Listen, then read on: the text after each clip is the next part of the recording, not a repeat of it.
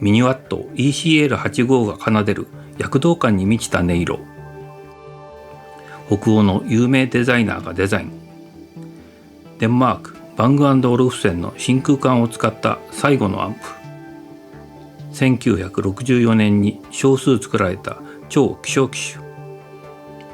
その名はハイファイステレオアンプリファイヤー610。設計したのは B&O のシアター部門のボーファで、その作りは見事である。オーディオ創世期に映画を極めたシアター用機器、北米のウエスタンエレクトリック、アルテック、ヨーロッパのシーメンス、テレフンケンなどの大企業がその資本力を利かせて開発。作られた名作たちは世紀を超え、今なお貴重なヴィンテージとして絶大な人気を誇る。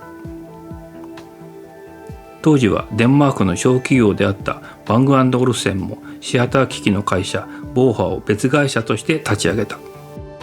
業務用やシアター用の製品を続々発表し、デンマークの映画産業を発展させていく。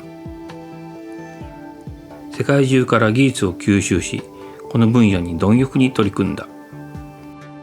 噂によると、当時のウエスタンエレクトリックやシーメンス、フィリップスなどともし技術的な問題が出てきても B&O 本体に影響が出ないように別会社にしたとも言われる。もちろん一部の B&O の高級な製品にもボーファ開発のものが使われている。この広域用ドライバー H5 もその一つで、マルチセルラホーンが装着される。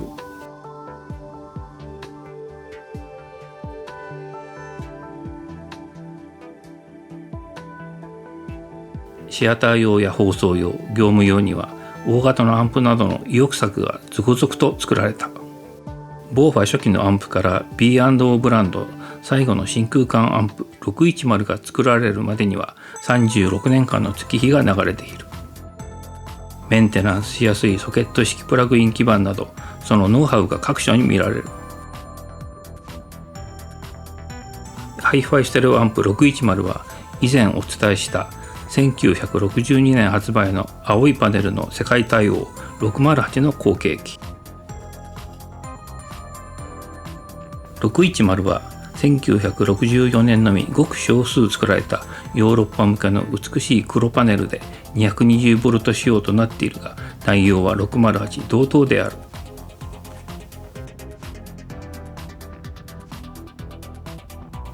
デザインは著名な建築家イブ・ファビアンセン。その研ぎ澄まされたセンスで B&O デザインの歴史に華麗な実績を多く残している。特徴は何といっても608、610に共通する周波数グラフ表示用レスポンスウィンドウ。アンプに独特な個性を与える見事なデザインである。一般家庭のリビングや書斎に設置しても周りの家具に違和感なく溶け込む。そして温かみのある洗練されたデザインは所有者に満足感を与える。裏面を見てみる。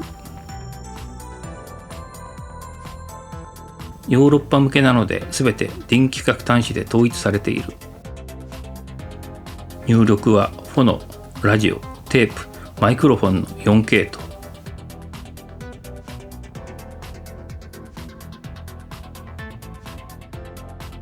スピーカー端子は1系統、左にアース端子がある。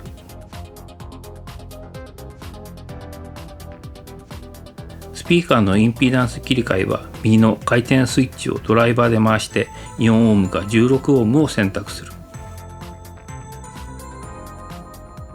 電源はヨーロッパ向けなので出荷時は 220V 仕様となっているが、608と同じトランスなので内部配線で 110V に変換も可能。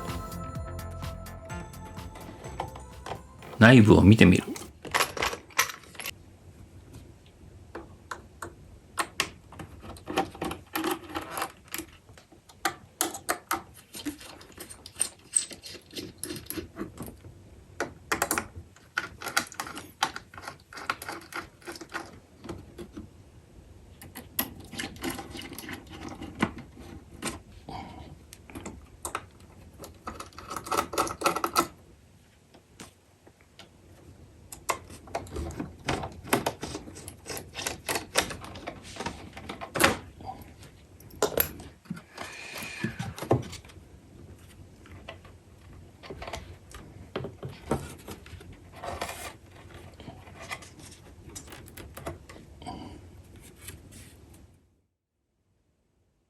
この610や608は優雅で華麗な北欧デザインが目を引くこともあり、日本ではオーディオマニアよりもデザイナー、北欧インテリア好きの音楽愛好家に人気が高く、所有者が多いようだ。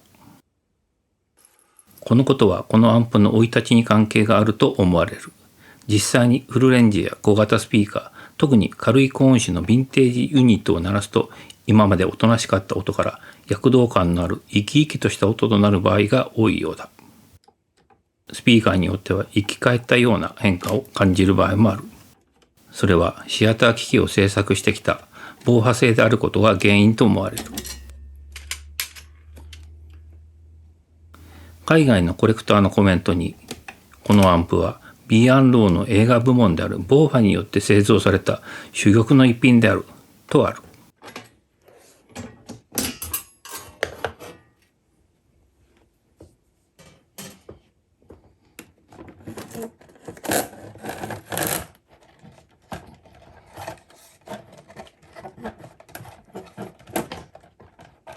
もう一つの要因としてラウドネスコントロールがある。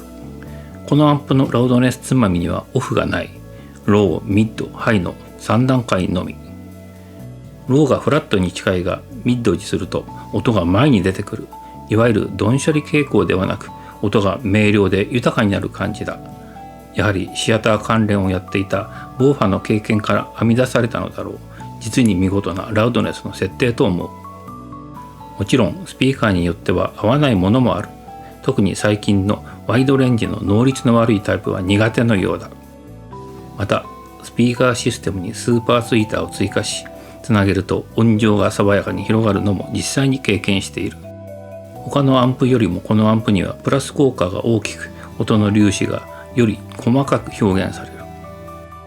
音中心のオーディオマニアではなく音楽愛好家向けで、なおかつイブ・ファビアンセンの見事な北欧デザインと相まって音楽好きには好まれるようだ。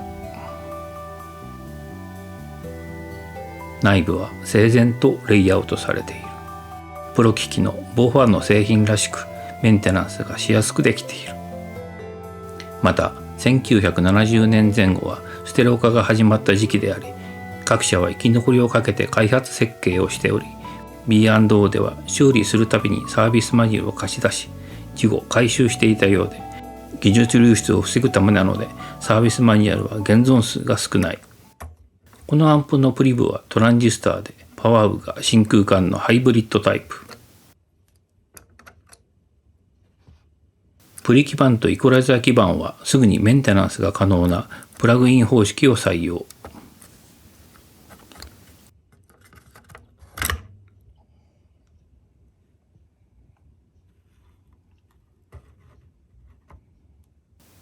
基板にはボーファーの文字が入っている。こちらがこのイコライザー基板、素子の入れ替えでクリスタル入力にも対応。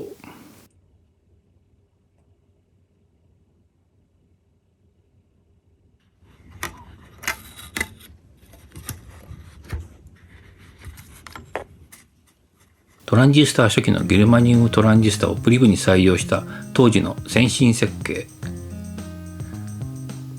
使われているゲルマニウムトランジスタは AC126、AC107。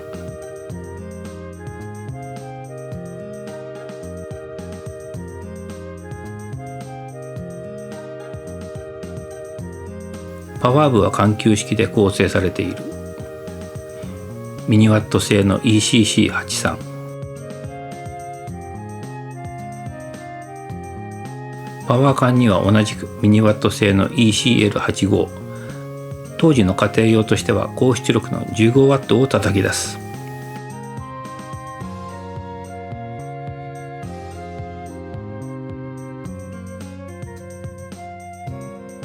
先ほど述べたように電圧は初期設定がヨーロッパ向けの 220V となっているが、トランスは北米対応の608同様で一時側の配線を変えると 110V となる。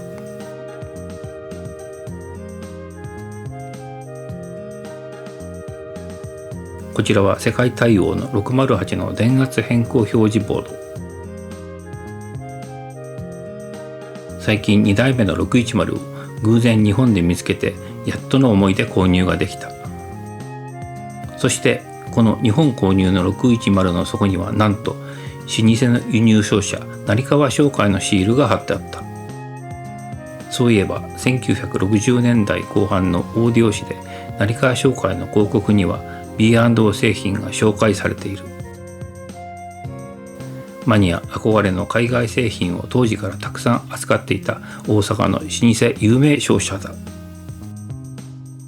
時期は定かではないが、この610か青い608を私が初めて見たのは東京秋葉原のテレビ音響テレオンで、そのデザインの素晴らしさは鮮明に残っている。やはり中央のレスポンスウィンドウのあるデザインに心を奪われた。店には憧れの商品がたくさん展示されていたが、当時はここでエンパイアのカートリッジを購入するのが精一杯だった。今でも使っている。すでに発売から60年、時間の経過による問題が電気的以外にも出てきている。プラスチック製のつまみが加水分解などで破損するのだ。そしてこの美しいデザインに影を落とす。主に小さいつまみは力を入れて回すと変形し潰れるように砕ける。そこで違和感なく変えられるつまみを探した。それがこれ。ディティールはやや違うが違和感なくなじむ。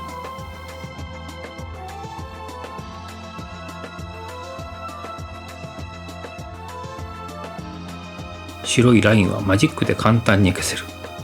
もしお使いの方がいらしたらスペアとしての購入をお勧めする。また全てつまみが揃っていても変えておけばオリジナルの破損を防げる。 B&O 最後の真空管アンプとしてごく少数生産された610、